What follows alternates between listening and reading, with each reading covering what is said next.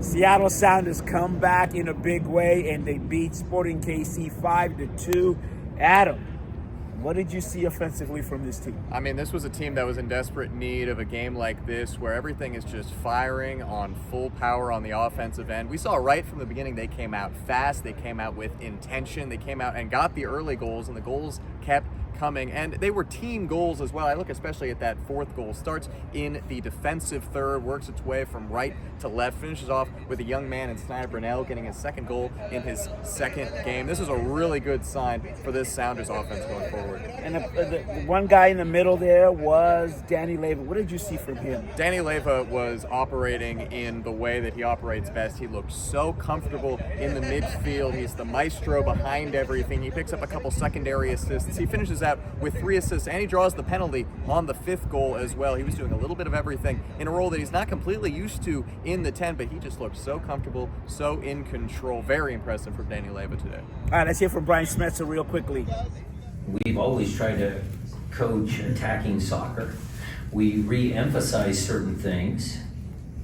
We tweaked a couple of things, but we've always done a good job with what we have to try and score goals. I don't think that's ever been, I know people label me as a defensive-minded coach, but that's not by design.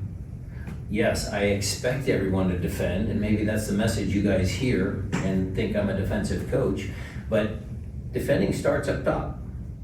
Okay, it's a team game. It's not, it's not 2 guys up here and 4 guys back here and a couple guys sprinkled in the middle. The expectations are there because that's how you win championships. Because you win championships by, again, defending well, keeping clean sheets, but then you also need the team to believe they can score. You need individuals like Musovski to believe that he can score, because he's having a banner year. And just guess what's gonna happen? Performances like that are gonna push Albert and Jordan and Kent and Pedro when he comes back on the field and Rothrock. It's gonna push the whole group. When you get guys like that playing at that level, the whole group is gonna rise up, and that's gonna happen. Awesome. Going back to your coaching staff, can you just talk about their ability to not only create a system, but create a specific system for the players to thrive, given their individual talents? Well, that's the coach's job, Maz, is to put players in the positions so they can best succeed. It's giving them confidence, it's giving them tactical instruction, it's giving them reality checks. The mentality of this group is very strong. Tough times don't last, tough people do. That kind of messaging has always been there. And so I think as a collective, the coaching staff, the players, they buy into it. It's gonna give us success more often than not. I think, that was kind of the mentality going into this.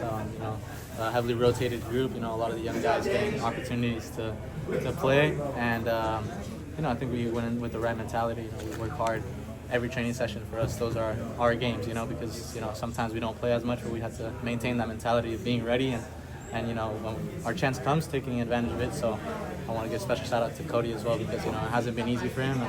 It's been at times frustrating, but he did really well today. I think he deserved this opportunity, and going forward, really happy for him. All right, so there you go. You heard from Brian Smetzer, and we're waving to Pedro de la Vega there as him and his contingent came out a little bit.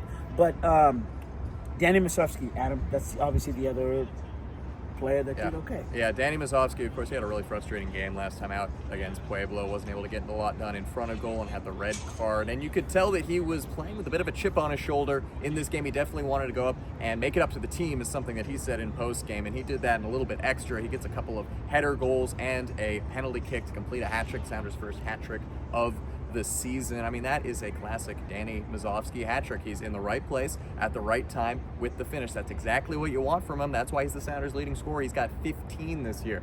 Wow. And the last time the Sounders had a hat trick, I believe, was September 2024 when they beat Columbus 4-0. All right, so a full team effort today. I'm Asvita Mara Era. He's Adam Race.